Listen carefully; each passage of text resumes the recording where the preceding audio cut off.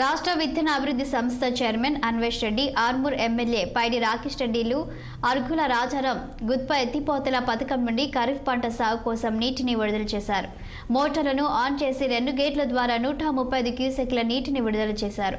ఈ సందర్భంగా ఎమ్మెల్యే పైడి రాకేష్ రెడ్డి మాట్లాడుతూ రైతులు సమన్వయంతో నీటిని పొదుపుగా వాడుకొని పంటలు సాగు చేసుకోవాలని సూచించారు. రైతులకు నీటి ఇబ్బంది తలెత్తకుండా ఏమైనా సమస్యలు ఉంటే తమ దృష్టికి తీసుకురావాలని కోరారు.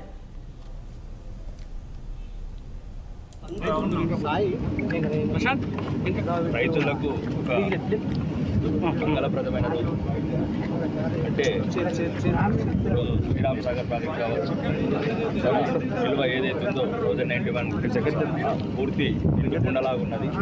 ఇక్కడ రైతులకు దేవుడు దయ వల్ల, గంగమ్మ తల్లి వల్ల, వర్షాదేవుడి వల్ల వర్షాలు కూడా సమృద్ధిలోకి వచ్చినాయి కాబట్టి నీటి కుండలాగా ట్యాంకులు ఉన్నాయి కాబట్టి ఈరోజు రైతులకు వాళ్ళకి సరిపడా అంటే సుమారు ఆర్మూరు, ఆలూరు, మాక్లూరు మండలాలు మరియు నందిపేట మండలం మరియు చక్రాన్పల్లి, ఎల్పూర్ మండలాలకు చివరి ఆయకట్టు వరకు ఎంత అవసరమో అంత అవసరం. ఇప్పుడు వాటర్ ఇప్పుడు ఎంతవరకు అయితే బతుకుతున్నామో సరిపోదనుకుంటే కూడా మళ్ళీ వదలడానికి మా దగ్గర వాటర్ ఉంది. రైతులు దయచేసి